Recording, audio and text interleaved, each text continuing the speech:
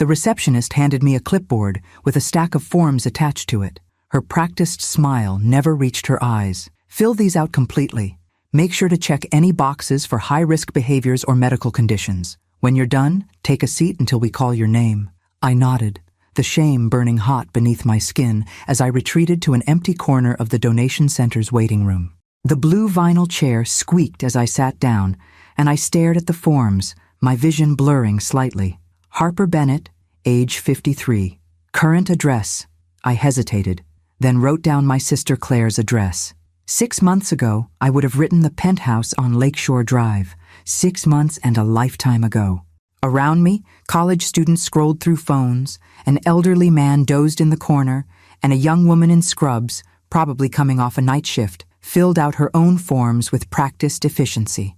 All of us here to trade parts of ourselves for cash. The difference was that they looked like this was routine. I felt like an imposter in my carefully pressed blouse, the last remnant of my former wardrobe, saved for job interviews that never materialized. Just for the plasma, I whispered to myself, clicking my pen repeatedly. Just $40 for Mia's medication. My daughter's asthma had flared badly since we lost our health insurance. The medication cost $60, and I had exactly $22.47 in my checking account. I'd spent the morning calling pharmacies, searching for the lowest price, but there was no way around it. My daughter needed her inhaler, and I was out of options. I filled out the medical questionnaire with meticulous honesty. No recent tattoos, no travel to malaria-endemic countries in the past 6 months. A first in decades. I used to coordinate events around the world. No history of drug use. No, I hadn't recently been in prison. Have you ever fainted during a medical procedure? I checked no, though I considered checking yes, just to have someone attend to me a bit more carefully. I hadn't eaten since yesterday's lunch, a peanut butter sandwich at Claire's kitchen table while she was at work, the lowest moment of a day filled with low moments. Harper Bennett? A young woman in colorful scrubs stood at the doorway, clipboard in hand. I gathered my purse and followed her through to a small screening room with a blood pressure cuff and scale. "First-time donor?" she asked, gesturing for me to sit. "Is it that obvious?" I attempted a smile. "We remember our regulars," she said kindly, wrapping the cuff around my arm. "I'm Andrea. I'll be handling your intake and initial screening today." Andrea was probably in her late 20s, with a warm smile and gentle efficiency as she took my vitals. When she wrapped the tourniquet around my arm to check my veins, she let out an appreciative whistle. "You have amazing veins for donation," she said. "This is going to be super easy. Some folks, we have to hunt and prod, but yours are right there saying hello. At least some part of me is still functioning properly," I muttered before I could stop myself. Andrea gave me a curious look, but didn't pry. Instead, she prepared to take the preliminary blood sample, swabbing the crook of my arm with alcohol. "Small pinch," she warned, and then slid the needle in. I barely felt it. "See? Perfect veins. You were made for this." The dark red liquid filled the small vial quickly. Andrea labeled it and set it aside, then prepped a second tube. "Just need to check a few basic levels before we proceed with the full donation." As she worked, I found myself studying the donation center more carefully.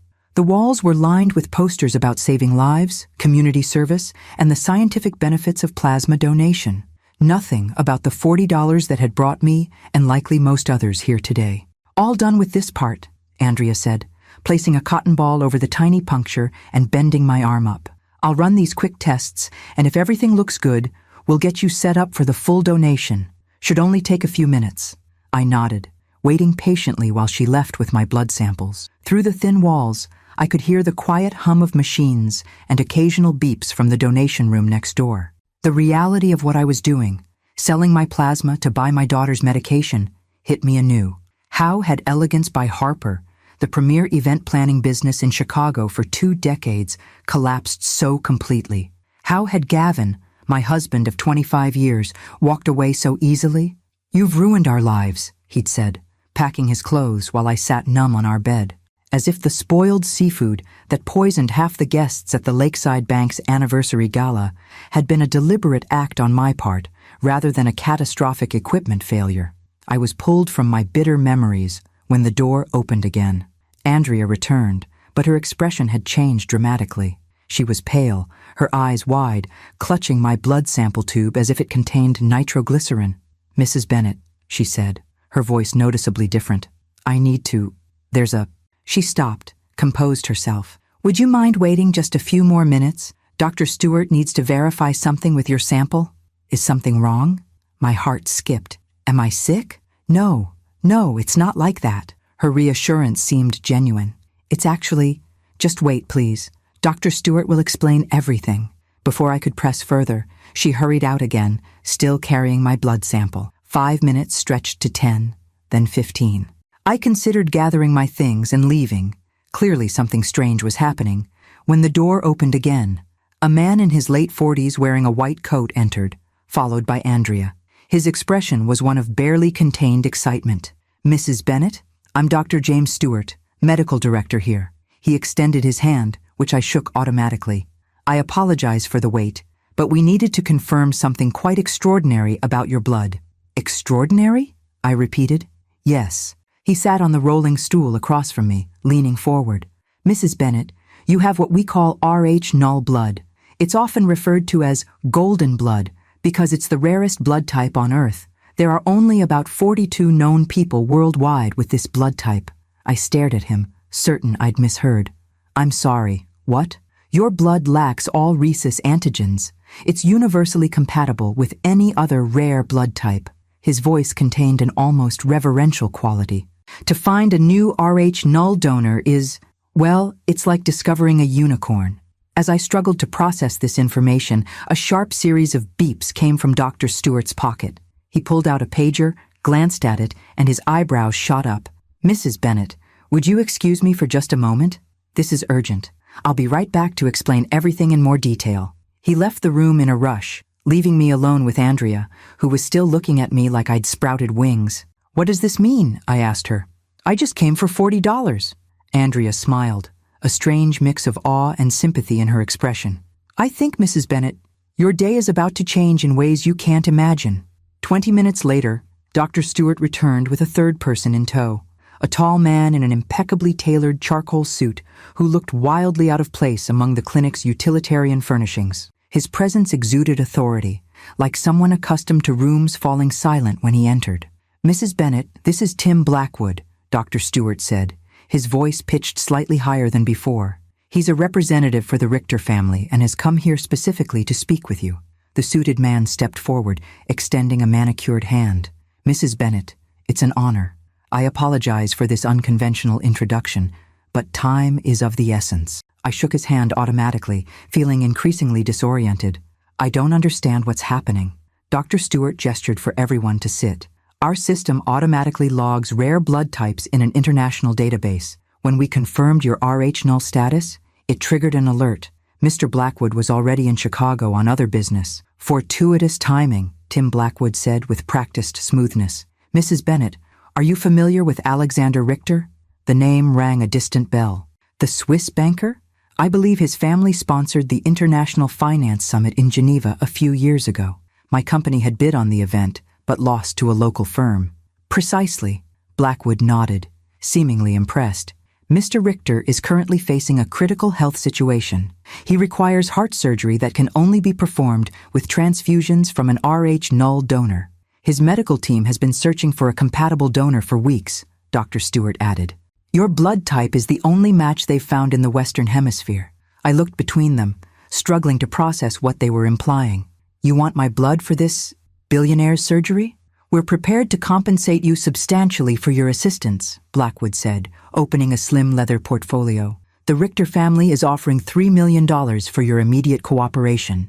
A private jet is standing by at the executive airport to transport you to Switzerland today." The room seemed to tilt slightly. $3 million? The procedure would require multiple donations over approximately 2 weeks, Dr. Stewart explained. "It's intensive but not dangerous with proper medical supervision, which you would receive at Switzerland's finest private clinic." $3 million. The figure hung in the air, almost absurd in its magnitude. 6 hours ago, I'd been panicking about finding $40 for my daughter's medication. My business debts alone had topped $2 million. Everything I'd built over 20 years, gone in a single disastrous night. And now this stranger was offering to erase it all because of something in my veins I hadn't even known existed until today. "This is a joke, right?" I whispered. "I assure you, Mrs. Bennet, this is entirely serious," Blackwood said. "Perhaps this will convince you."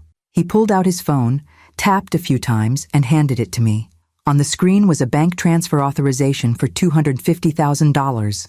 "A deposit," he explained. My hands trembled as I handed back the phone. "I need to call my daughter." Andrea quickly brought me a private office with a phone. Mia answered on the second ring. "Mom, is everything okay? Did you get the money for—" "Mia, something incredible just happened." My voice shook as I explained the situation as best I could. There was a long silence after I finished. "Mom, this sounds insane," she finally said. "Like organ trafficking or something." "I've verified Dr. Stewart's credentials," I assured her, having insisted on seeing his medical license before making the call. "And the Richter Banking Group is legitimate. I catered an event for one of their partner firms years ago." "So you're going to Switzerland? Today? If I do this, we can pay off all the debt. You can go back to school. We can start over." Another pause. "What's the alternative? Not doing it?" I considered this. If I walked away, I'd still be homeless, unemployed, and desperate for $40. My daughter would still be working retail instead of finishing her architecture degree. "I don't think there is an alternative, honey." "Then go," Mia said firmly. "But promise you'll stay in constant contact and have everything in writing before you agree."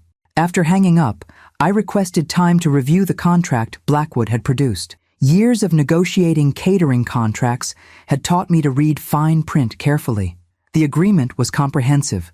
The sum, the medical protocols, accommodations at a private clinic, transportation. I insisted on several modifications: a detailed schedule of donations, limits on volume per session, and an explicit right to halt the process if my health was compromised. Blackwood seemed surprised by my thoroughness, but acquiesced to my changes. "You're more astute than I anticipated, Mrs. Bennet." "Until recently, I ran a multi-million-dollar company," I replied evenly. "This may be unusual business, but it's still business." 3 hours later, I found myself ascending the steps to a private Gulfstream jet, carrying only my purse and a small overnight bag hastily packed from Claire's guest room. Andrea had hugged me goodbye, slipping me her personal number and extracting a promise to let her know I was safe. As the plane taxied for takeoff, I stared out the window at Chicago's skyline, growing smaller.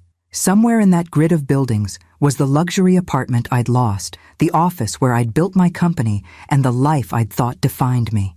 "Mrs. Bennet, can I offer you something to drink?" A flight attendant appeared at my side. "We have a full meal service prepared for the flight to Zurich. Just water for now, thank you." My stomach was too knotted to consider food. Across the aisle, Tim Blackwood worked on his laptop, occasionally making calls in fluent German and French. From snippets I overheard, Alexander Richter's condition had stabilized enough for surgery, but they were in a race against time.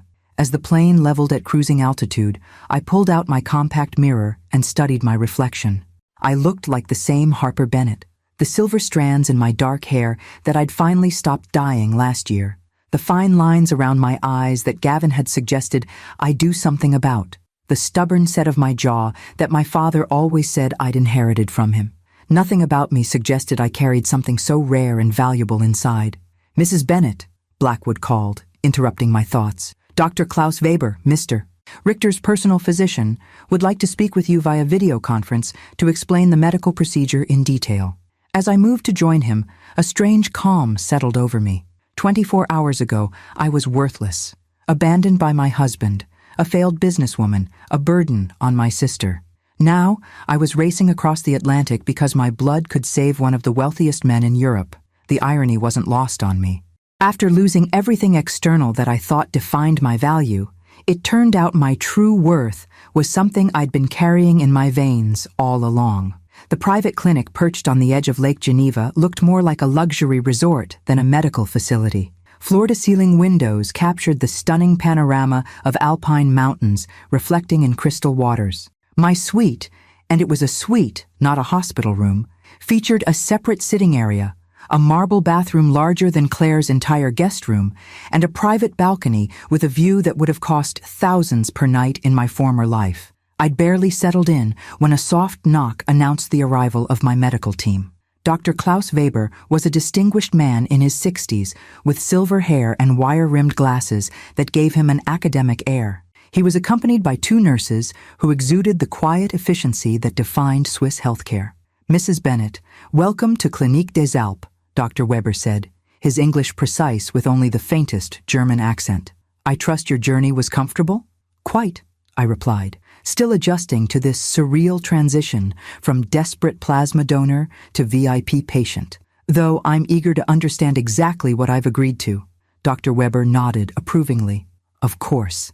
Transparency is essential." He gestured to the sitting area where the nurses were already setting up equipment for what appeared to be a preliminary examination. Over the next hour, Dr. Weber explained the procedure in meticulous detail. Alexander Richter suffered from a rare congenital heart defect that had recently deteriorated, requiring urgent surgery. The procedure was complex and would require multiple blood transfusions, but the real challenge was his immune system's hypersensitivity. Any blood except Rh0 would trigger a catastrophic reaction.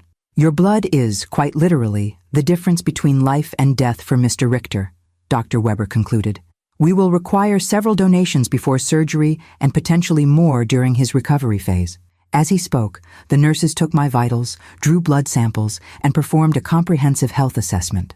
I submitted to their tests, watching with detached curiosity as they handled my blood samples with extraordinary care, labeling them with color-coded systems I didn't recognize. "When will the first donation take place?" I asked. "Tomorrow morning, if your tests confirm you're in suitable condition," Dr. Weber replied. "We've designed a nutrition and hydration protocol to optimize your recovery between donations." He handed me a leather-bound folder. "Your complete schedule, dietary guidelines, and supplementation regimen are detailed here." After they left, I stood on the balcony watching twilight settle over Lake Geneva. The air was crisp and clean, carrying the faint scent of pine from the surrounding forests. I tried calling Mia, but it went to voicemail. She would be at work now. Instead, I sent her photos of the clinic and a detailed update on the medical plan. My phone buzzed with an incoming text just as I was finishing. To my surprise, it was from Gavin, my first contact from him in months that wasn't through lawyers. "Harper, heard rumors you're in Switzerland for some medical procedure. Are you ill? Should I be concerned?" The message was so perfectly Gavin, phrased as concern, but undoubtedly motivated by self-interest. Had news about my rare blood condition already leaked to the press? Or had he somehow tracked my sudden international travel? I typed and deleted several responses before settling on, "Not ill. Taking care of business. No need for concern." His reply came immediately. "We should talk when you return. I've been doing some thinking about our situation." I laughed out loud, the sound echoing across the empty suite. "I bet you have," I muttered, leaving him on read. The man who told me I'd ruined our lives, who emptied our joint accounts before I even knew what was happening, who moved in with his 32-year-old marketing coordinator while I was still reeling from the collapse of my business. That man suddenly wanted to talk, now that I might have access to millions. A knock interrupted my bitter reminiscence. When I opened the door, I found Tim Blackwood holding a garment bag. "Mrs. Bennett, I hope I'm not disturbing you," he said. "Mr. Richter has requested your presence at dinner, if you're feeling up to it." "Mr. Richter is here?" I asked, surprised. I assumed he'd be in intensive care. "He's in the private wing," Blackwood explained. "Against medical advice, he insists on meeting the woman whose blood will save his life. The dinner will be brief and carefully monitored by Dr. Weber." He handed me the garment bag. "We took the liberty of providing appropriate attire, as we understood your travel arrangements were hastily made." Inside was an elegant black dress that looked suspiciously my size, along with shoes and a simple pearl necklace. The presumption might have offended me once, but pragmatism overrode pride. I hadn't packed anything suitable for dining with a billionaire. 90 minutes later, I was escorted to a private dining room where Alexander Richter awaited. My first impression was of a man whose physical frailty contrasted sharply with his commanding presence. Tall and gaunt, with deep-set eyes that evaluated me with unsettling intensity, he rose slowly as I entered, leaning slightly on an ornate walking stick. "Mrs. Bennett," he said, his voice surprisingly strong, "please join me." He gestured to the chair across from him at a small table elegantly set for two. A nurse stood discreetly in the corner, monitoring his vital signs remotely on a tablet. "Mr. Richter," I acknowledged, taking the offered seat. "I must admit, this isn't how I expected my day to unfold when I woke this morning." A ghost of a smile touched his lips. "Nor did I anticipate meeting the woman whose veins hold the key to my survival." He poured water from a crystal carafe. "Tell me, what circumstances led you to that donation center in Chicago today?" The directness of his question caught me off guard. "I needed $40 for my daughter's asthma medication." He raised an eyebrow. $40? That seems a remarkably small sum to drive someone of your apparent quality to sell their plasma. I bristled slightly at his assumption, even if it was accurate. 6 months ago, I owned a successful event planning business, a penthouse on Lakeshore Drive, and thought I had a solid marriage. Life can change quickly, Mr. Richter. "Indeed it can," he agreed, studying me with renewed interest as servers silently appeared with our first course. "What happened?" Perhaps it was the surreality of the situation or simple exhaustion, but I found myself telling him the unvarnished truth about the catastrophic equipment failure that poisoned half the guests at the Lakeside Bank Gala, the lawsuits that followed, the supplier who declared bankruptcy leaving me liable, and finally, Gavin's abandonment when our assets evaporated. "So, this morning, I needed $40 I didn't have," I concluded, realizing I'd barely touched my food during this recounting. "And now I'm dining in Switzerland with a man prepared to pay millions for my blood. Life is nothing if not unpredictable." Richter listened without interruption, his expression inscrutable. When I finished, he was quiet for a moment before responding. "Do you know what I find most interesting about your story, Mrs. Bennett?" he asked finally. "What's that?" "You've lost everything external. Your business, your home, your husband, yet you still carry within you something of extraordinary value that no one can take away." He gestured toward my arm, where the tiny mark from this morning's blood test was barely visible. "There's a profound metaphor there, don't you think?" Our eyes met across the table, and in that moment I felt seen in a way I hadn't in years, perhaps even during my marriage. This stranger, this billionaire fighting for his life, had distilled my situation to its essence in a way that both disarmed and disturbed me. "I suppose there is," I agreed quietly, though I'd trade metaphorical profundity for my daughter's college tuition in a heartbeat. He laughed then, a genuine sound that seemed to surprise even him, before a slight wince crossed his features. The nurse immediately stepped forward, but he waved her away. "I believe we'll get along well, Mrs.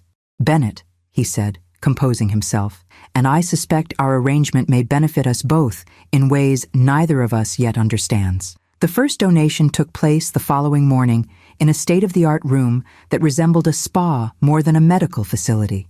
I reclined on a heated leather chair as Dr. Weber's team prepared their equipment with choreographed precision. The process was similar to standard blood donation, but with significantly more monitoring equipment and 2 nurses attending to me at all times. "We'll be taking 1 unit today," Dr. Weber explained, checking the catheter in my arm. "Your comfort and safety are our priority, Mrs. Bennett. If you experience any discomfort, please alert us immediately." I nodded, watching my dark red blood flow through the tube and into a specialized collection bag. The rich crimson liquid that had been worthless to me yesterday was now being handled like liquid gold. "What makes my blood so special?" I asked, genuinely curious. "I understand it's rare, but what exactly is different about it?" Dr. Weber adjusted his glasses, seemingly pleased by my interest. "Most people have rhesus antigens, protein markers, on their red blood cells. You have none. Your blood lacks all 61 possible rhesus antigens, making it compatible with any blood type in emergency situations. More importantly, for Mr. Richter's case, your blood won't trigger the severe immune response that would occur with standard transfusions. And no one in his family is a match? Blood type isn't simply inherited like eye color," he explained. "Rh null is caused by a specific genetic mutation.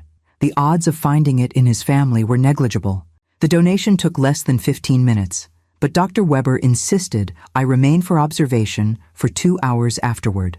A chef delivered a gourmet meal rich in iron and proteins, along with fresh-pressed juice and mineral supplements. The level of care was extraordinary, a stark contrast to the assembly line approach I'd expected at the Chicago Donation Center. When I returned to my suite, I found a small gift box waiting on the coffee table with a handwritten note from Alexander Richter. A token of appreciation for today's contribution. The first of many, I hope. A.R. Inside was a delicate platinum bracelet with a single ruby charm. Simple but elegant and undoubtedly expensive. I set it aside, unsure about the propriety of accepting such a gift, and called Mia. "Mom," she answered immediately. "I was about to call you. Are you okay? Did they take your blood yet?" "Just finished," I assured her. The procedure was easy, much more pleasant than I imagined the donation center would have been. I described the clinic and the meticulous care I was receiving. "That's good," she said, but I detected hesitation in her voice. "What's wrong, honey?" "Dad showed up at Aunt Claire's looking for you." Her tone hardened. "When Claire told him you were in Switzerland, he started asking all these questions about why and who you were with. He seemed, I don't know, calculating." I sighed, unsurprised. "He texted me yesterday. Did he mention wanting to talk when I get back?" "Yes. He told Claire he'd been rethinking things and realized he'd acted hastily. Can you believe that?" Unfortunately, I can. I moved to the balcony, staring out at the lake. "Has anything about my blood condition hit the news?" "Nothing specific, but there was a small article about the Richter Banking Group preparing for a major medical procedure involving their CEO. It mentioned flying in a critical medical resource from America. Maybe he connected the dots? Gavin had always been astute about following money. If he'd caught even a whisper of my potential windfall, he would reappear like a shark scenting blood. An ironic metaphor given the circumstances. "Mom," Mia continued, her voice dropping, You wouldn't consider getting back together with him, would you?" "Absolutely not," I said firmly. 25 years of marriage ended the moment he walked out. No amount of money changes that. After we hung up, I spent the afternoon resting as instructed, flipping through Swiss magazines without really seeing them. My mind kept returning to Alexander Richter's observation, how I'd lost everything external, yet still carried something of extraordinary value inside me. The metaphor wasn't lost on me, but I couldn't help wondering, was my value now reduced to this biological quirk? Was I merely a resource again, this time for my blood instead of my event planning expertise? A knock interrupted my brooding. Andrea Rodriguez, the nurse from Chicago, stood at my door, her familiar face a surprising comfort in this foreign environment. "Andrea, what are you doing here?" I exclaimed. She smiled broadly. "Dr. Stewart arranged for me to join the medical team. Since I was the first to identify your Rh null status, they thought I might be helpful during the donation process." She looked around the suite, clearly impressed. "Quite a step up from our clinic, isn't it?" We settled in the sitting area, and Andrea's presence eased some of my isolation. She explained that she'd specialized in rare blood disorders during her training before financial necessity pushed her toward the steadier income of the donation center. "How are you holding up?" she asked. "It's a lot to process in 24 hours. "It's surreal," I admitted. "Yesterday I was desperate for $40, and today a billionaire gave me a ruby bracelet for 1 unit of blood." Andrea's eyes widened. "He gave you jewelry?" I showed her the bracelet, still in its box. "Is that inappropriate?" "I haven't decided whether to accept it. It's unusual," she said carefully. "In normal medical practice, there are strict ethical guidelines about gifts between patients and donors, but nothing about this situation is normal." We were interrupted by Tim Blackwood, who appeared with an update on the schedule. My blood work showed excellent recovery, and they wanted to proceed with a second donation the following morning. The surgery was tentatively scheduled for 3 days later. "Mr. Richter has also requested another meeting with you tomorrow evening," Blackwood added. "He found your conversation stimulating and believes reducing his stress levels will benefit his pre-surgical condition." "Is that medically sound? Or is he using his condition to get what he wants?" I asked bluntly. Blackwood's expression remained professional, but I caught a flicker of amusement in his eyes. "In my experience, Mrs. Bennett, with Mr. Richter, those two things are rarely mutually exclusive." After he left, Andrea gave me a concerned look. "Just be careful about boundaries, Harper. The power dynamic here is already complicated enough." She was right, of course. I was simultaneously invaluable and vulnerable. The literal lifeblood for a man accustomed to wielding enormous power, yet dependent on his financial rescue. I needed to navigate this strange relationship carefully. That evening, I received another text from Gavin. "Called Claire looking for you. Why didn't you tell me about Switzerland? What medical procedure requires international travel? We should discuss this together, as family. I stared at the message, anger bubbling up from some deep reservoir I thought had run dry months ago. As family? I said aloud to the empty room. The audacity was breathtaking. The man who'd emptied our accounts and moved in with another woman while I was still shell-shocked from losing my business now wanted to invoke family ties? I typed a reply, deleting and rewriting several times before settling on. We're not family anymore, Gavin. You made that abundantly clear when you left. My medical decisions are no longer your concern. His response came immediately. Don't be hasty, Harper. People make mistakes. I've been thinking a lot about us lately. I bet you have, I muttered, setting my phone aside without responding. I moved to the window, watching lights twinkle along the shoreline of Lake Geneva.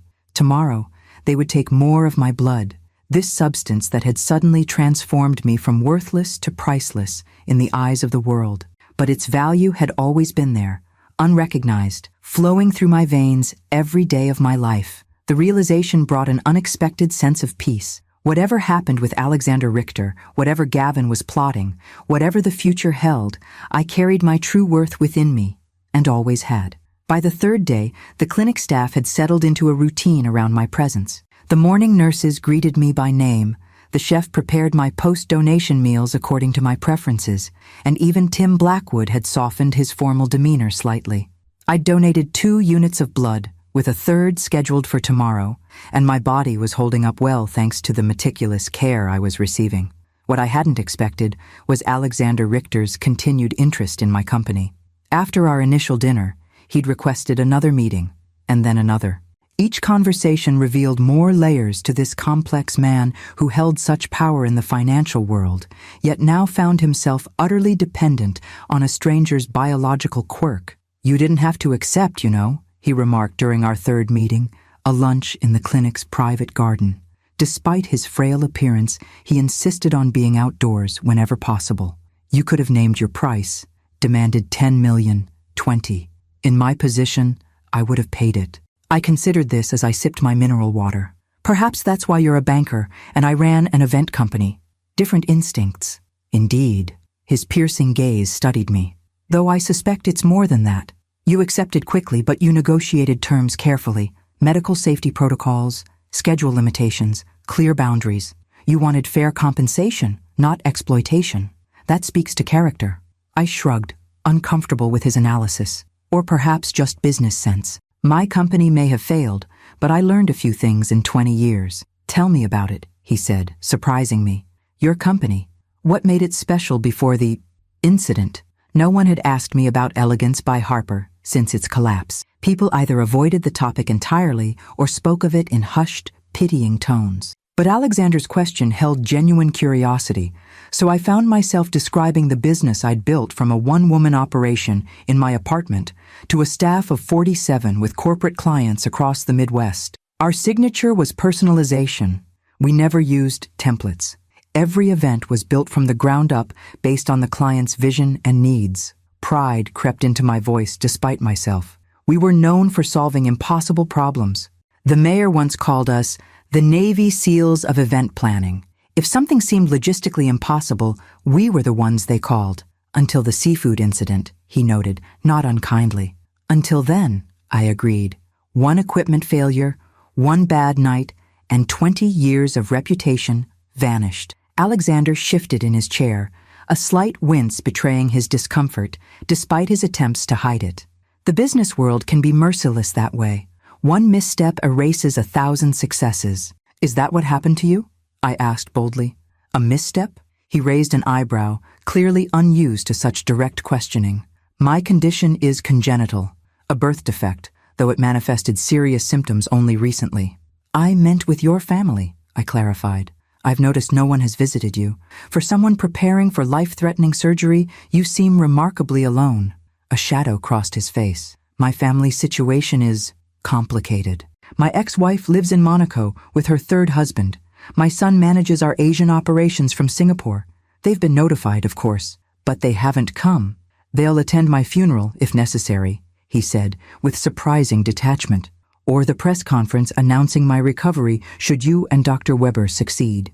The casual way he referenced his possible death struck me.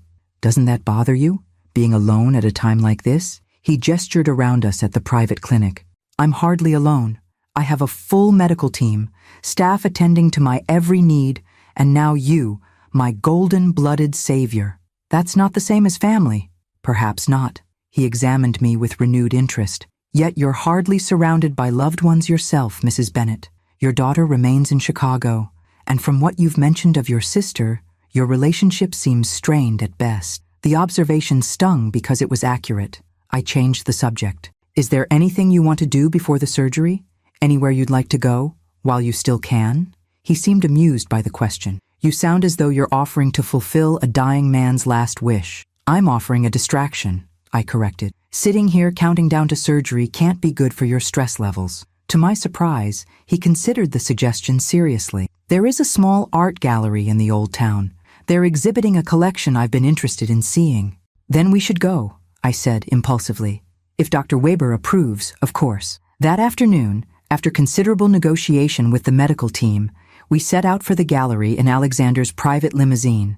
A nurse accompanied us, discreetly monitoring his vitals via a small device he wore beneath his immaculate suit. The gallery had been closed to the public for our visit, another reminder of the power this man wielded even from his sickbed. The exhibition featured contemporary European artists exploring themes of transience and permanence, a subject that struck me as almost too on the nose given our circumstances. Alexander moved slowly through the space, occasionally pausing to examine a piece more closely. I noticed he was particularly drawn to the more provocative works, those that challenged conventional aesthetics or presented uncomfortable juxtapositions. What do you see in this one? He asked, stopping before a large canvas that appeared, to my untrained eye, as chaotic splashes of red against a dark background. Honestly, it looks like a bloodbath, I said without thinking. To my relief, he laughed, a genuine sound that momentarily transformed his austere features. Precisely why I appreciate your company, Mrs. Bennett. No artificial analysis, no pretension. Harper, I said suddenly, if we're going to be bound by blood, literally, you might as well use my first name. Harper, he repeated, as if testing the sound. And I am Alexander, though most call me Alex. Not Mr. Richter? I asked with mild sarcasm. Only those who want something from me, he replied wryly. We continued through the gallery, our conversation flowing more naturally now. By the time we returned to the clinic, I realized I'd spent the afternoon not thinking about Gavin's texts, my financial situation, or even the strangeness of my current circumstances. For a few hours, I'd simply been Harper again, engaged, curious, present. Back in my suite, I found 3 missed calls from Mia and a text message that sent ice through my veins. Dad showed up at my apartment. He knows about the Richter situation. It's in the financial press now. Some article about rare blood donor saves banking mogul. He's talking about family interests and legal community property. Call me ASAP. I called her immediately, my hands shaking slightly. What exactly did he say? He's claiming that since you were still legally married when you made the agreement with Richter, he's entitled to half of any compensation as community property. Mia's voice trembled with anger. He's consulted a lawyer, Mom. I closed my eyes, the brief normality of the afternoon shattering around me. Of course, Gavin would find a way to insert himself into this situation. Of course, he would try to claim what was mine. Did he threaten you? I asked, sudden maternal protectiveness surging through me. Not exactly, Mia said. He was trying to be charming. You know how he gets when he wants something.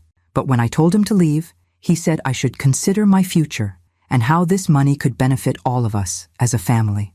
The familiar manipulation tactics made my stomach turn. I'll handle it, I promised her. The divorce may not be finalized, but we have a signed separation agreement that clearly divides assets. He can't touch this. But even as I reassured Mia, doubt crept in.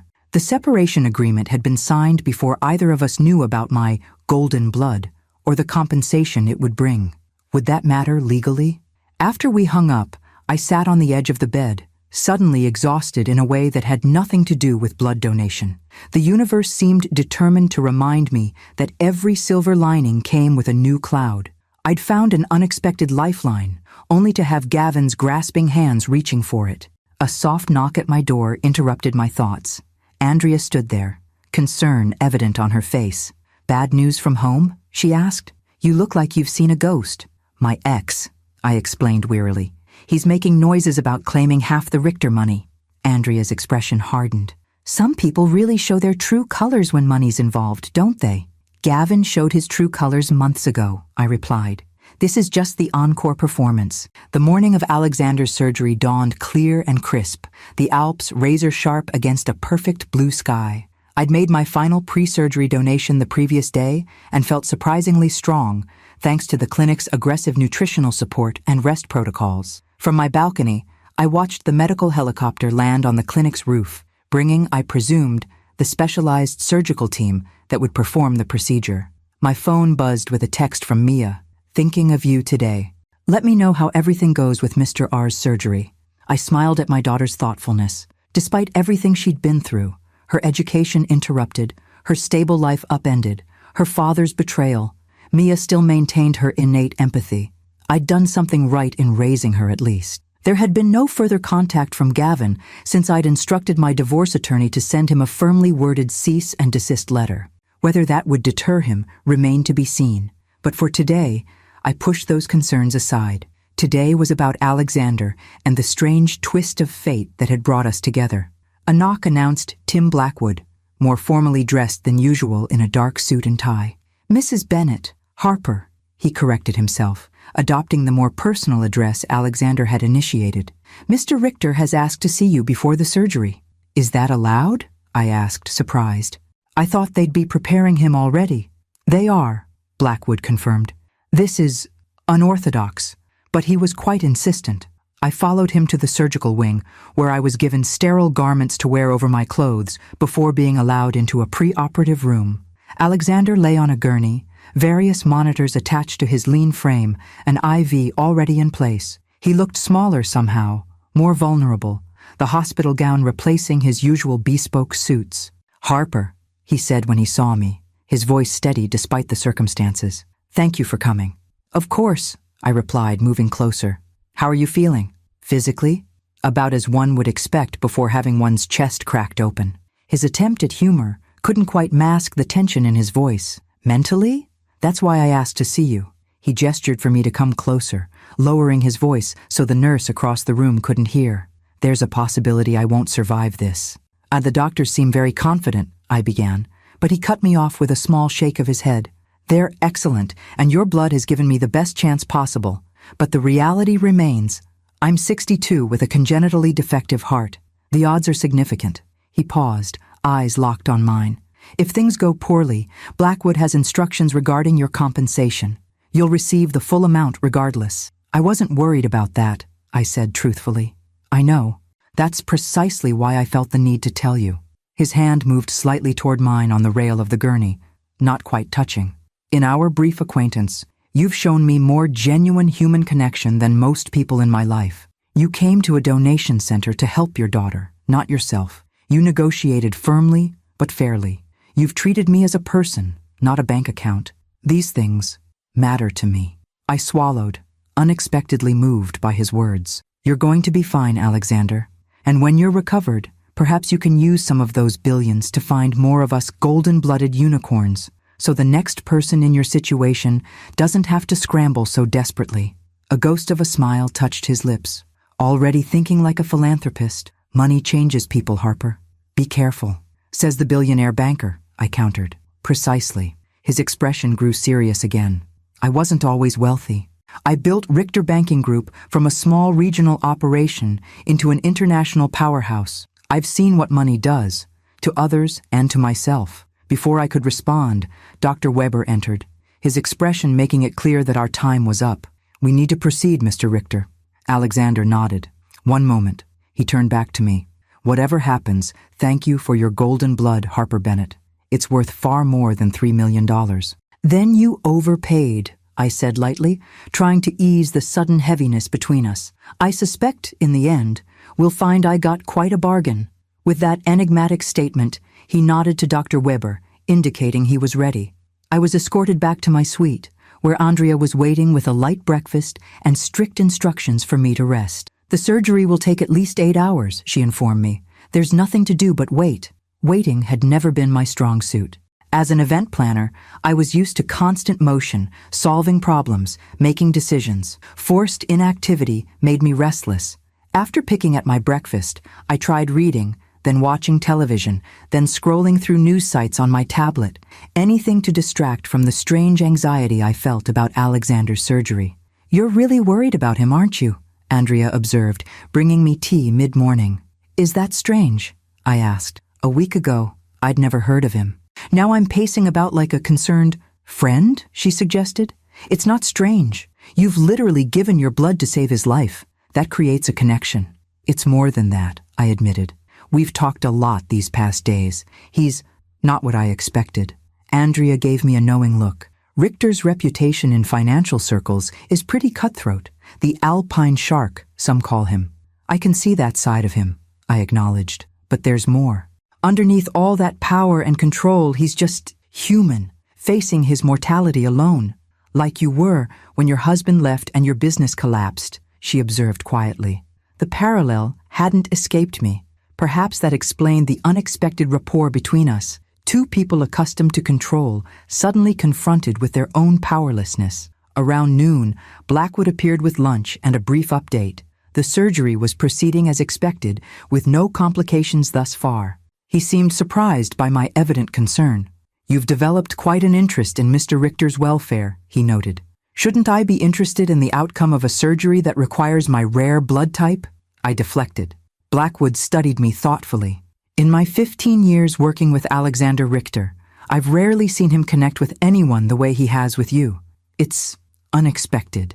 "We're hardly friends," I protested. "We've just had a few conversations while I've been donating blood." "Mr. Richter doesn't just have conversations," Blackwood replied. "Every interaction has a purpose." His words unsettled me, suggesting an agenda behind Alexander's apparent openness. Was I being naive? Had our discussions been strategic rather than genuine? My phone chimed with a notification, mercifully interrupting this uncomfortable line of thought. It was an email from my divorce attorney. "Gavin's lawyer has formally requested disclosure of the Richter agreement as part of divorce discovery. We need to discuss strategy ASAP." A fresh wave of frustration washed over me. Even here, thousands of miles away, Gavin's grasping influence reached me. I forwarded the email to the attorney Blackwood had arranged to handle the Richter agreement, asking for her opinion on the divorce implications. The rest of the day passed in excruciating slowness. I fielded a call from Claire, who seemed torn between concern and resentment over my sudden change in fortune. I spoke with Mia again, reassuring her about my health while carefully avoiding details about Alexander that might find their way back to Gavin. At 7 that evening, Dr. Weber finally appeared at my door, still in his surgical scrubs, exhaustion evident in the lines of his face. "The surgery is complete," he announced. "Mr. Richter has survived the procedure." "And his prognosis?" I asked, my heart pounding unexpectedly hard. "The next 48 hours are critical," Dr. Weber said cautiously, "but we achieved everything we hoped to surgically. Your blood performed exactly as we needed it to. Without it—" He left the sentence unfinished, but his meaning was clear. I sank into a chair, surprising myself with the intensity of my relief. "When can I see him?" Dr. Weber raised an eyebrow. "He'll be unconscious in intensive care for at least 24 hours. There's no need for you to—" "When can I see him?" I repeated firmly. He studied me for a moment before relenting. "Perhaps tomorrow evening, if his condition stabilizes." Briefly. After he left, I stood at the window watching night fall over Lake Geneva, the lights of the city glittering like earthbound stars. Alexander had survived the surgery. The first hurdle cleared. Why this mattered so much to me, beyond the practical implications of our agreement, was a question I wasn't quite ready to examine.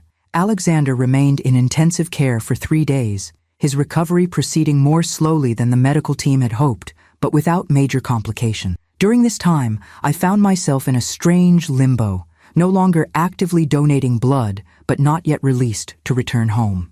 Blackwood explained that I needed to remain available for potential additional donations during Alexander's recovery phase, but I suspected there was more to my continued presence at the clinic than medical necessity. On the 4th day post-surgery, I was finally permitted to visit Alexander. He was awake but heavily medicated, his usual sharp alertness dulled by painkillers and fatigue. Various tubes and monitors connected him to machines that beeped and hummed, tracking his vital functions with clinical precision. "Harper," he said when he saw me, his voice a rasp of its usual resonance. "You're still here." "Where else would I be?" I replied, taking the chair beside his bed. "Someone has to make sure all that golden blood wasn't wasted." A ghost of his usual smile touched his pale lips. Always practical.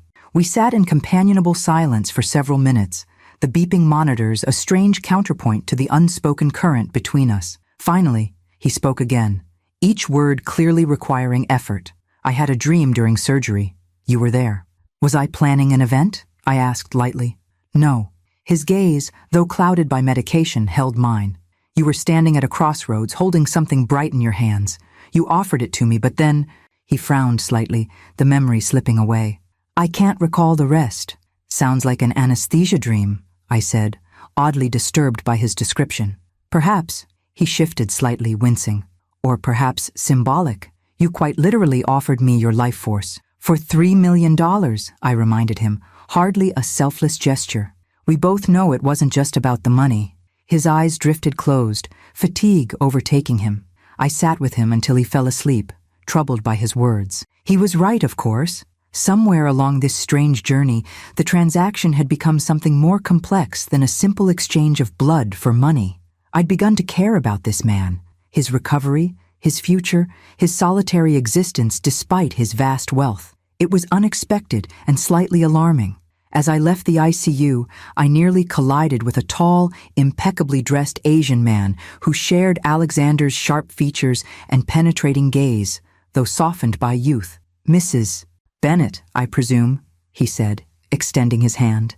"David Richter, Alexander's son." I shook his hand, noting his firm grip and assessing gaze. "You've come from Singapore?" As soon as I could arrange it.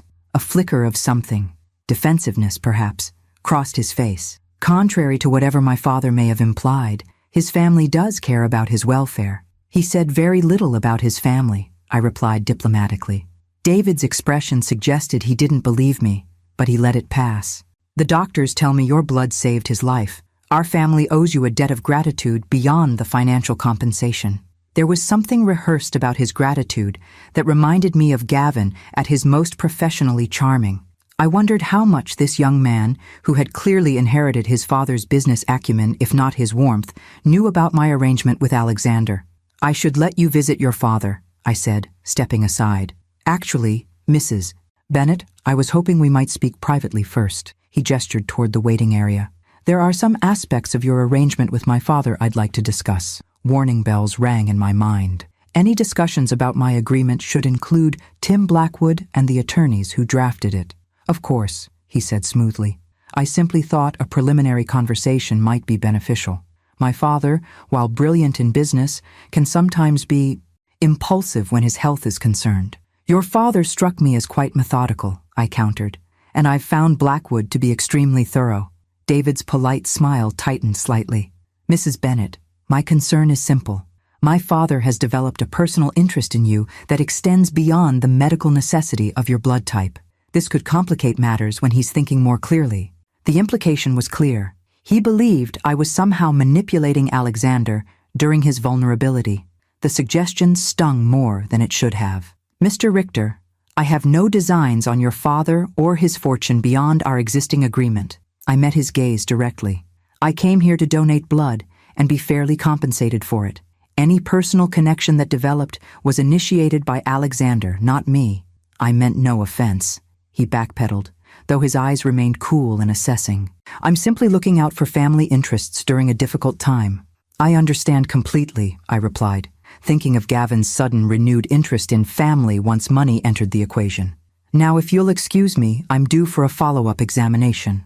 That evening, Andrea found me on my balcony, staring out at the mountains as twilight painted them in shades of purple and gold. She handed me a glass of wine, a small luxury now that my donations were complete. "You seem troubled," she observed.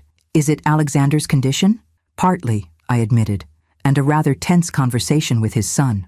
"Ah, the prodigal son arrives." Andrea leaned against the railing. "He's been here less than a day, and already the staff is talking about him. Very demanding, very corporate. He thinks I'm taking advantage of his father's vulnerability, I said, the words bitter on my tongue. Are you? She asked bluntly. I turned to her, surprised. Of course not. Then why does it bother you what David Richter thinks? She sipped her wine. Unless you care more about Alexander than you're admitting. The question hung in the air between us, uncomfortably precise. Did I care about Alexander Richter? The wealthy, powerful banker who had swept into my life on the back of a biological coincidence? The man whose blood money would resurrect my financial life? The patient whose recovery I found myself invested in beyond any practical consideration? It's complicated, I finally said. Life usually is. Andrea smiled sympathetically.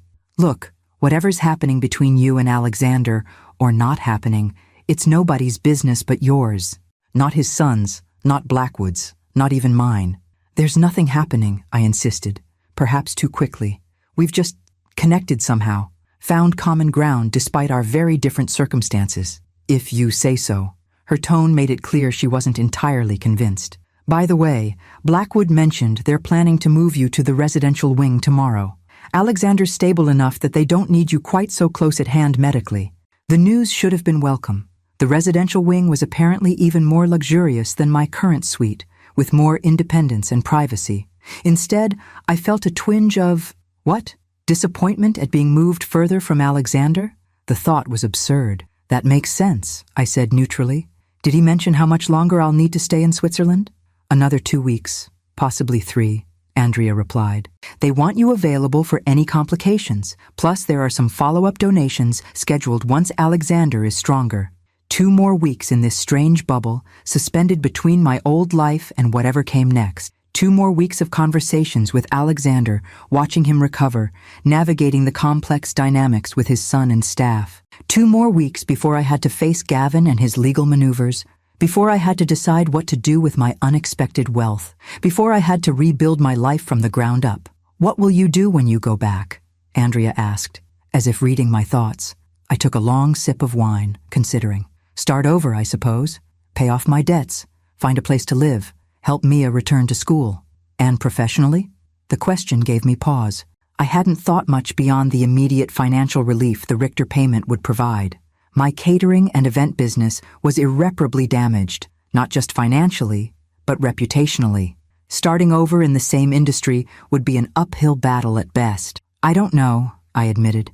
20 years in one business doesn't prepare you well for a midlife career change. Unless, Andrea suggested, you use what you've learned about crisis and recovery to help others navigate similar situations. The idea resonated unexpectedly, echoing conversations I'd had with Alexander about transforming failure into opportunity. Before I could explore it further, my phone buzzed with a text from Blackwood. Mr. Richter is asking for you.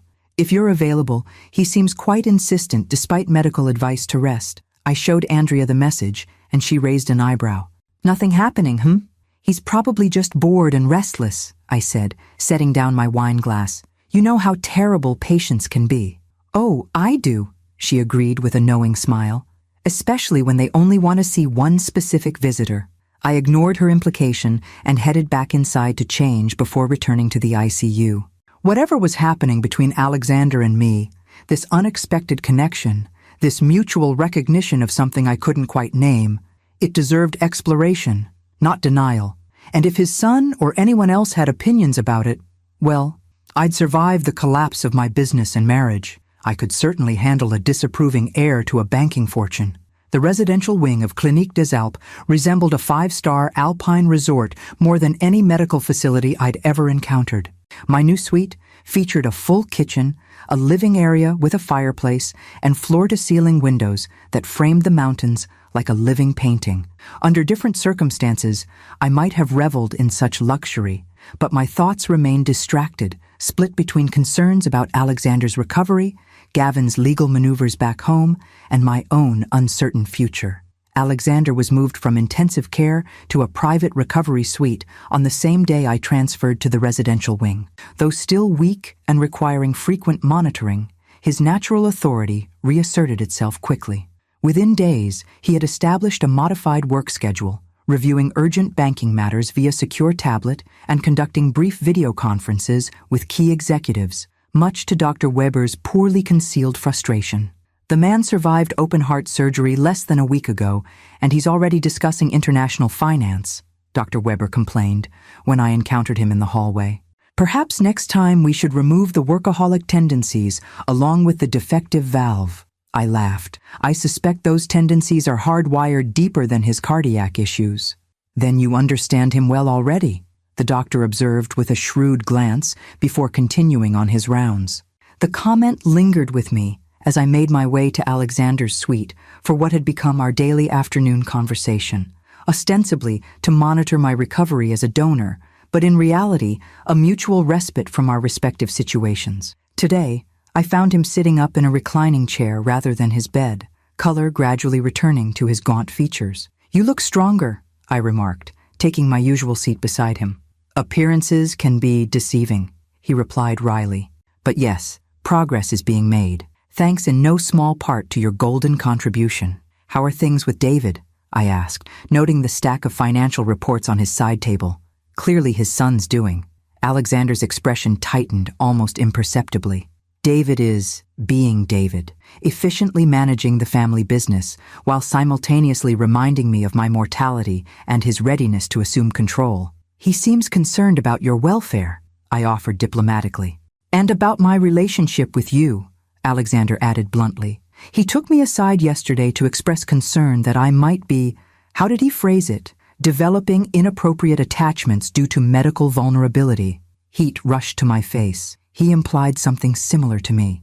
I apologize for my son's presumption. David sees the world primarily through the lens of risk management and asset protection. His tone was matter of fact, but I detected a hint of regret beneath it. A trait he inherited from me, I'm afraid. "You seem to have developed other perspectives," I observed. "Nothing clarifies one's priorities quite like facing death." He adjusted his position slightly, wincing at the movement. "Speaking of clarity, I've been thinking about your situation upon returning to Chicago." The abrupt change of subject caught me off guard. "My situation? Your ex-husband's legal maneuvering, your professional future, your daughter's education?" He gestured to a folder on his table. "I've taken the liberty of having Blackwood research some options." I stiffened. "I don't recall asking for assistance beyond our original agreement." Alexander studied me, his gaze sharp despite his weakened state. "You're offended." "I'm surprised," I corrected, though he wasn't entirely wrong. "I'm capable of managing my own affairs." "Of course you are. But why struggle unnecessarily when I have resources that might prove useful?" He pushed the folder toward me. "Consider it repayment of a debt that extends beyond our financial arrangement." I hesitated, torn between pride and practicality. Finally, curiosity won out, and I opened the folder. Inside were several documents. An analysis of Illinois divorce law regarding separation agreements and subsequently discovered assets, information about an exclusive arts college in Europe with a renowned architecture program, and most surprisingly, a detailed business plan for a consultation firm specializing in crisis recovery for businesses facing catastrophic setbacks. "What is this?" I asked, holding up the business plan.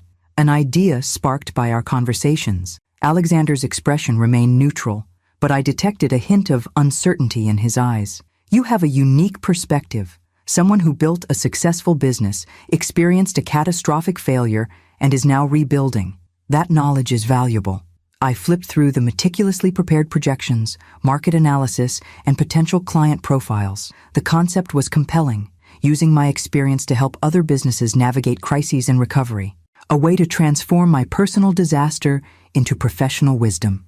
"This is thorough," I said finally, unsure how to feel about him developing such a detailed plan without my knowledge. "I have excellent analysts," he replied simply, "and considerable experience recognizing untapped potential." "Is that what I am? Untapped potential?" The question came out more sharply than I intended. "You're many things, Harper Bennett," he said quietly, "most of which have nothing to do with business opportunities or blood type." The air between us shifted, charged with unspoken currents. Before I could respond, a knock at the door announced the arrival of Dr. Weber for Alexander's scheduled examination. Relieved and frustrated in equal measure by the interruption, I excused myself, taking the folder with me. Back in my suite, I spread the contents across the coffee table, examining each document more carefully. The divorce analysis confirmed what my own attorney had suggested. Gavin's claim on the Richter payment was tenuous at best, especially given the explicit division of assets in our separation agreement. The information about the Arts College revealed it offered a scholarship program for international students with exceptional portfolios, something Mia might qualify for with her remarkable design work. But it was the business plan that kept drawing my attention. Eventuality Consulting, the proposed name, with the tagline, Beyond Crisis Management. The concept was elegant in its simplicity, leveraging my experience to help businesses navigate catastrophic setbacks, not just surviving, but emerging stronger. Had Alexander somehow extracted this vision from our conversations, or had he recognized something in me that I hadn't yet acknowledged in myself? The thought was both flattering and unsettling. My phone rang, interrupting my contemplation. It was Mia. "Mom, have you checked your email today?" she asked without preamble, excitement vibrating in her voice. "No, why?" "I got the strangest message from the International College of Design in Geneva. They're inviting me to submit my portfolio for a full scholarship program. They said they're expanding their search for exceptional North American talent, and got my name from a recommendation." Her voice dropped to a near whisper. "Did you have something to do with this?" I glanced at the college brochure still lying open on my table. "Not directly," I hedged. "Was it him? Mr. Richter?" Mia was too perceptive by half. "Mom, is something going on between you two?" "He's a patient whose life I helped save through a biological coincidence," I replied, avoiding the question. "And he's apparently prone to grand gestures of gratitude." "Uh-huh." Mia's skepticism was evident even across an ocean. "Well, whatever's happening, I'm submitting my portfolio. This school is incredible. Their architecture program is ranked among the top 5 globally." After we hung up, I sat staring at the business plan again. Alexander's grand gesture was far more than mere gratitude. He had offered not just financial compensation, but a potential future for Mia and for me. A path forward that built upon my past rather than trying to erase it. The question was, why? What did Alexander Richter gain from investing in my future beyond our blood arrangement? Was this another business transaction to him? A philanthropy project? Or something more personal that neither of us was quite ready to name? As twilight settled over the Alps, turning the snow-capped peaks to gold and then dusky purple, I made a decision. Tomorrow, I would confront Alexander about his motivations, and perhaps finally examine my own. The next morning, I awoke to a text from Andrea. "Emergency with AR overnight. Stable now, but rough few hours. Thought you should know." My heart stuttered as I immediately called her. "What happened?" "Post-surgical complication," she explained. "Fluid around the heart. They had to perform an emergency procedure to drain it. He's okay now, but it was touch and go for a while." "Why didn't anyone call me?" I demanded, already pulling clothes from the closet.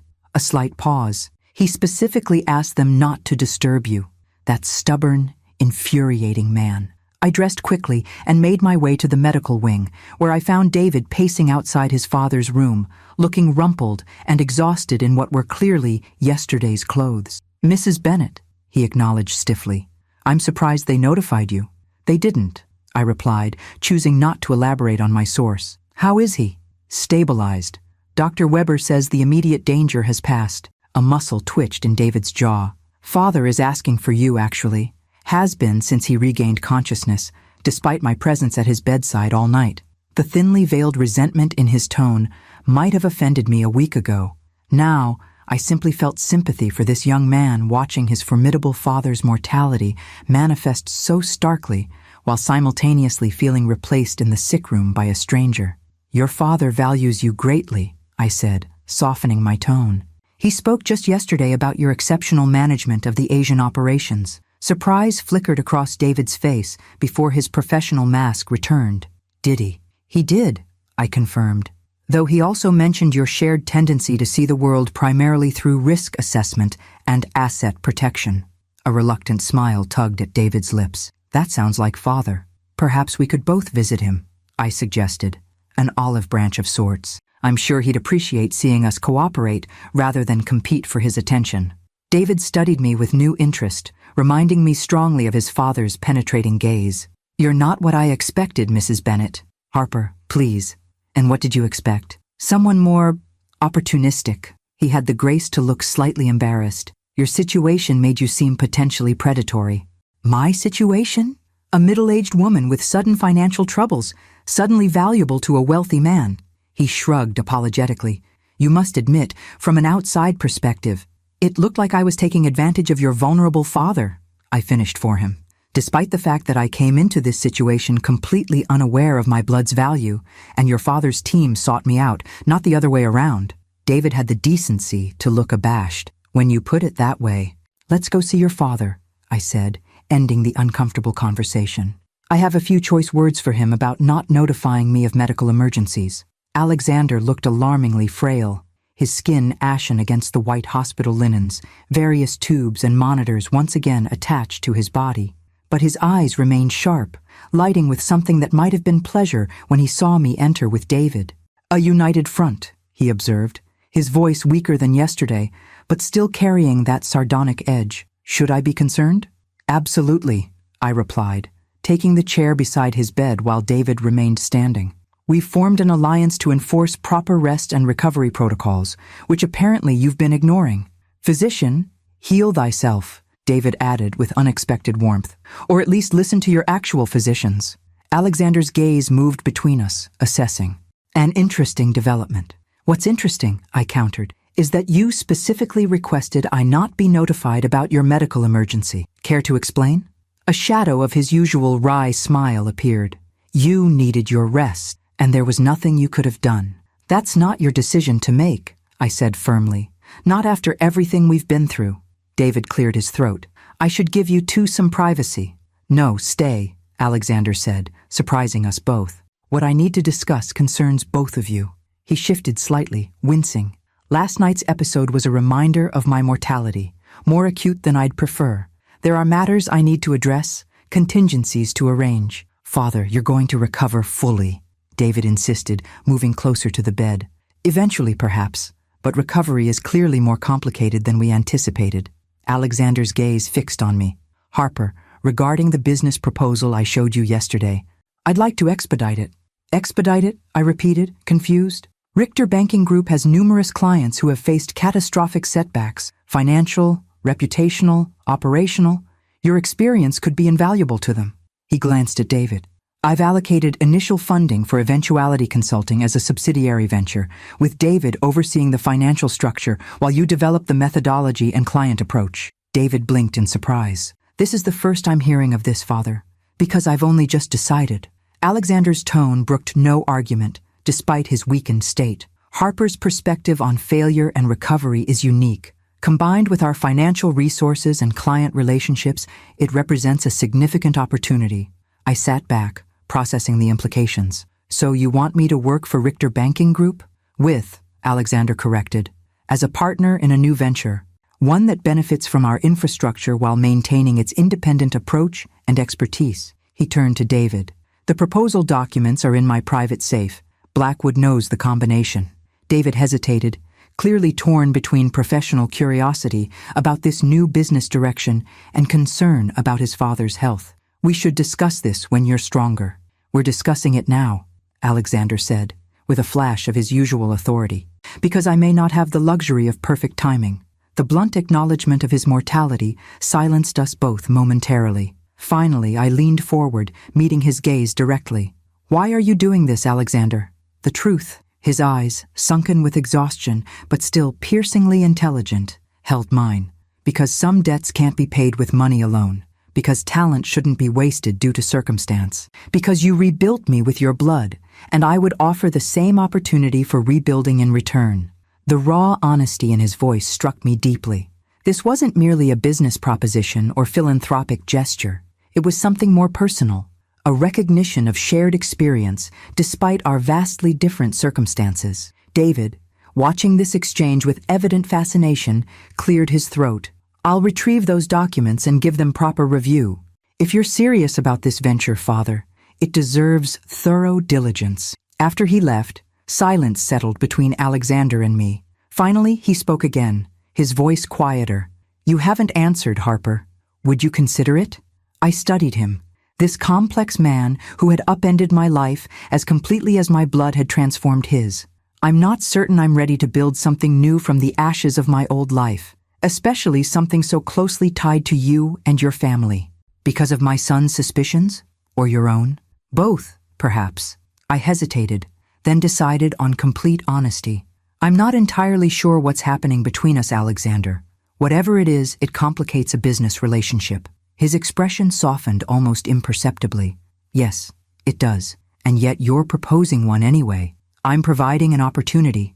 What you build with it, professionally or otherwise, remains your choice. He shifted again, a grimace of pain crossing his features. Last night, when they were rushing me back to surgery, I had a moment of perfect clarity.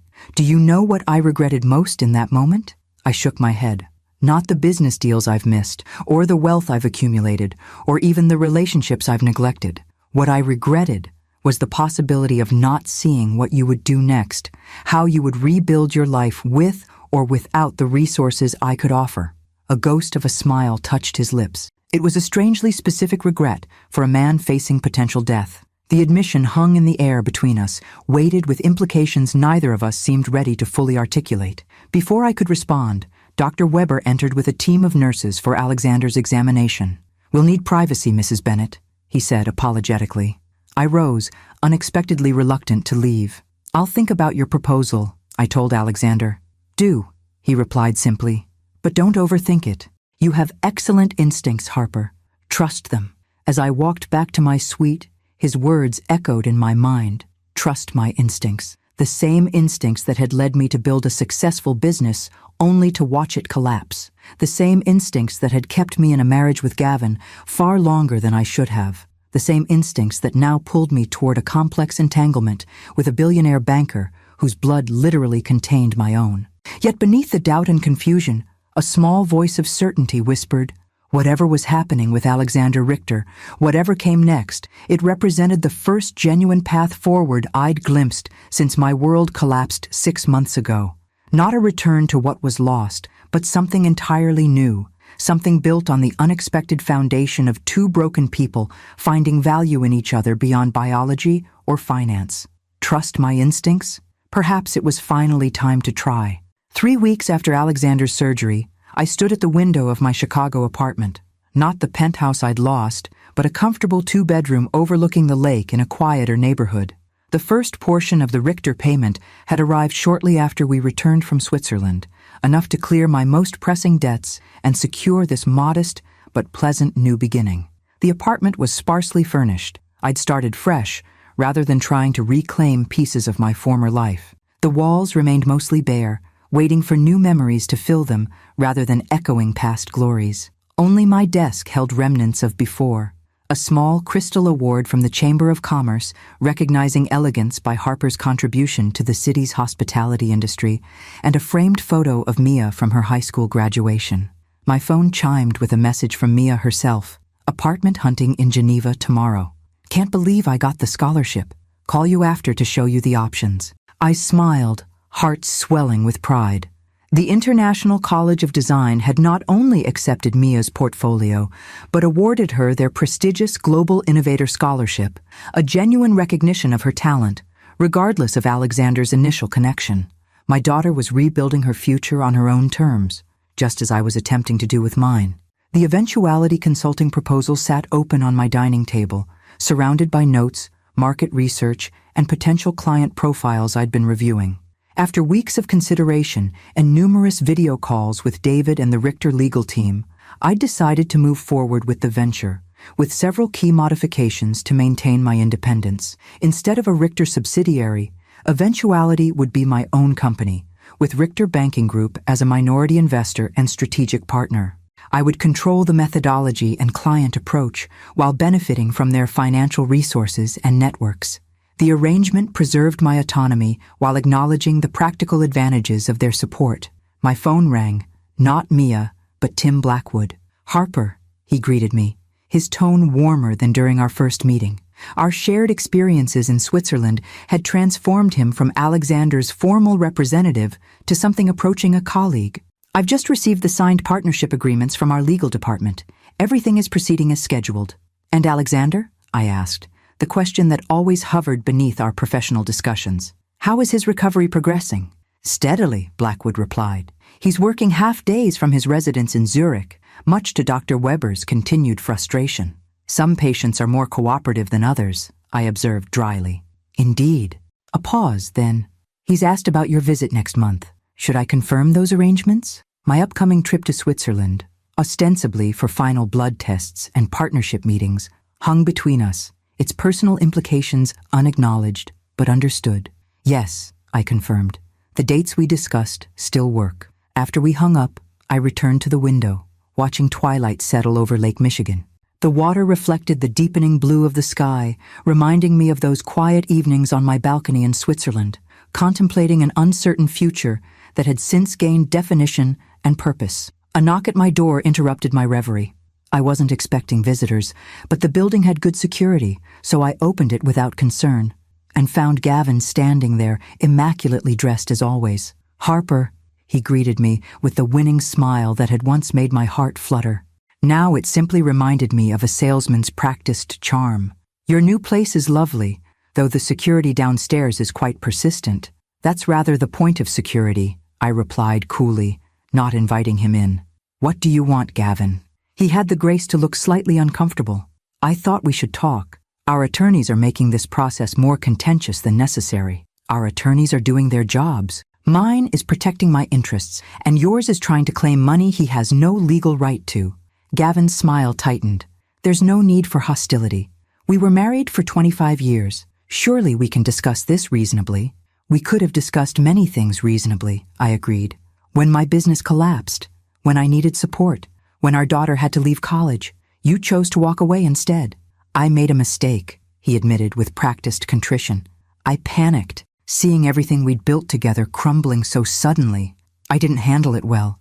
And now that I have money again, you've had a change of heart. How convenient." His expression hardened slightly. "That's unfair, Harper. I've had months to reflect on my actions. Coincidentally, the same months during which news of my golden blood and Richter connection appeared in the financial press." I leaned against the doorframe, studying the man I'd once loved. "Did you know Mia received a prestigious scholarship to study in Europe?" "No thanks to you." "I heard," he said, surprising me. "Claire mentioned it when I called her last week." Of course he'd maintained contact with my sister. Claire had always been slightly in awe of Gavin's polished charm.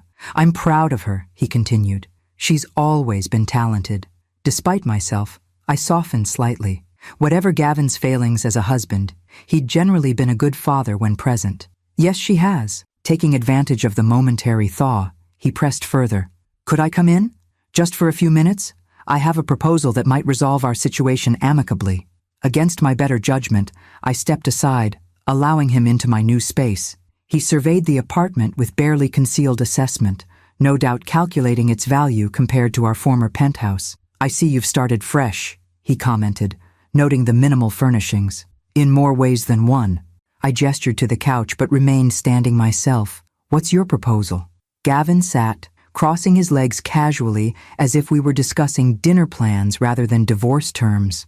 "I'm prepared to drop all claims to the Richter compensation in exchange for a one-time settlement. A clean break. No further legal entanglements." "How generous," I replied, not bothering to hide my sarcasm.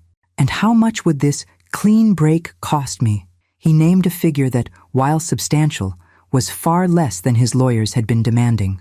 Under different circumstances, I might have considered it simply to end the conflict, but something had fundamentally changed in me since that day at the donation center. "No," I said simply. His confident expression faltered. "No? Your claim has no legal merit, Gavin. The separation agreement clearly divided our assets. The Richter arrangement came months after you left, when we were living completely separate lives. Our divorce isn't finalized because your attorneys have been deliberately delaying it," I interrupted. "My blood, my arrangement, my compensation. You abandoned me when I had nothing. You don't get to return now that I have something." He stood, the charming facade cracking to reveal the calculation beneath. "This new confidence doesn't suit you, Harper. Alexander Richter may have put stars in your eyes with his billions and business opportunities, but you're out of your depth. You always have been in the financial realm. And yet here I am, rebuilding while you're reduced to knocking on my door begging for handouts. The words were harsh, but delivered calmly. Without the emotional turmoil, such a confrontation would have triggered months ago. My attorneys will contact yours with our final position. This conversation is over. After showing him out, I returned to the window, surprised by my own composure. 6 months ago, Gavin's abandonment had devastated me. Now, his reappearance barely ruffled my equilibrium. My phone rang again. Alexander this time, as if conjured by Gavin's accusations. "Is this a bad time?" he asked when I answered, the connection crystal clear despite the ocean between us. "Actually, it's perfect timing," I replied, settling into my reading chair. "Gavin just left." Ah, a world of understanding in that single syllable. And how did that encounter go? Better than expected. For me, at least. Probably not for his ego. Alexander's soft chuckle warmed me despite the distance. "I wish I could have witnessed it. You're quite formidable when properly motivated." "A quality we apparently share," I observed. "Blackwood says you're working half days against medical advice. Blackwood reports too thoroughly," he grumbled, though without real annoyance. "How are the partnership arrangements proceeding?" We discussed business for several minutes, the structure of eventuality consulting, potential early clients, marketing approaches, before drifting into more personal territory. "Have you decided yet?" he asked finally, the question I'd been expecting. I gazed out at the darkening lake, considering my answer carefully. Alexander had presented me with a secondary proposal alongside the business venture, one far more personal in nature. After his recovery, he'd suggested spending 6 months in Chicago, ostensibly to help launch Eventuality, but with the unspoken purpose of exploring whatever connection had developed between us. "Yes," I said, having finally reached the decision during Gavin's visit. "I think we should see what this is between us, without the extraordinary circumstances of hospitals and billion-dollar banking empires clouding the issue." "And if it's nothing?" he asked, a rare vulnerability in his voice. "Then we'll have a successful business partnership and an unusual friendship with a remarkable origin story," I replied. "But I don't think it's nothing, Alexander." "Neither do I." The simple admission carried more weight than flowery declarations might have. "1 month until your visit. I've scheduled the follow-up blood tests with Dr. Weber for Monday morning, which leaves us the rest of the week for less medical interactions." We spoke for nearly an hour more, discussing everything from Mia's apartment hunt in Geneva to Alexander's plans for gradually transferring more operational control to David. There was an ease to our conversation that belied the complexities of our situation, the age difference, the geographical distance, the vast disparity in our financial worlds, even with my improved circumstances. After we hung up, I moved to my desk and picked up the small vial I kept there, a token doctor Weber had given me before I left Switzerland, containing a tiny sample of my golden blood preserved in a clear resin pendant.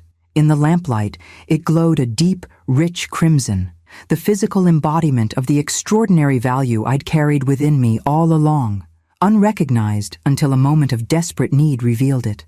I returned to the dining table and reached for a blank notebook.